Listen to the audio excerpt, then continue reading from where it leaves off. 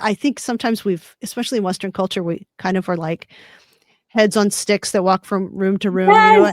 and at least you're thinking your fellow nerd, you're kind of like, oh yeah, and you're puzzling things out. But actually sometimes I'm actually disassociating from bodily feelings, and not trying to. It's just happened through trauma and circumstance and culture. And so it is like to sink more deeply into our embodiment and feel the actual things we're feeling without fear and move through it. Also felt the same way going through the virtues because it handles the body and the mind and the spirit, and it encounters it very full-bodied, I guess you could say. And Yes. so I really get that too. I think that as people read both of our work, I think they'll think, oh wow, I didn't realize how much I'm kind of just living in my head. Yes.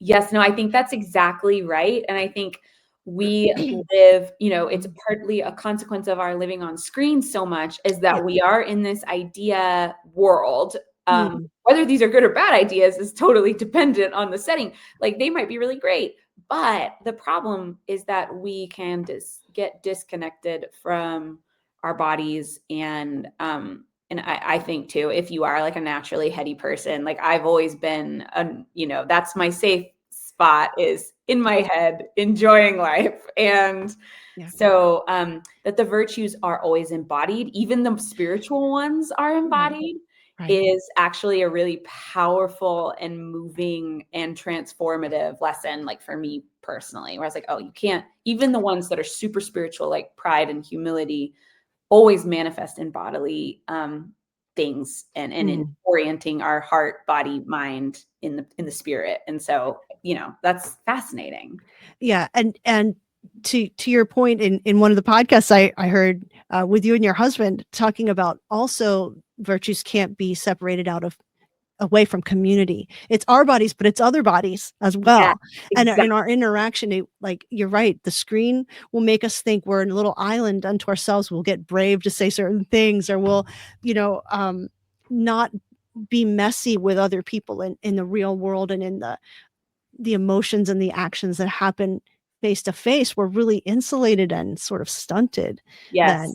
then, compared to probably our medieval counterparts who had to interact unless they were Yes. cloistered, they No, were. absolutely.